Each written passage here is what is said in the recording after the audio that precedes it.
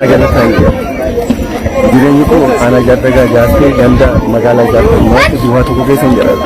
Ani nama hojjetee bulu, nama qotee bulu.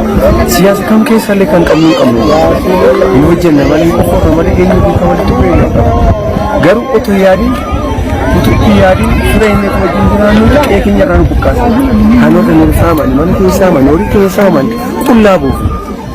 Qabeenya qabnu manaan baafanne, horii qabnu manaan baafanne. Dabtarii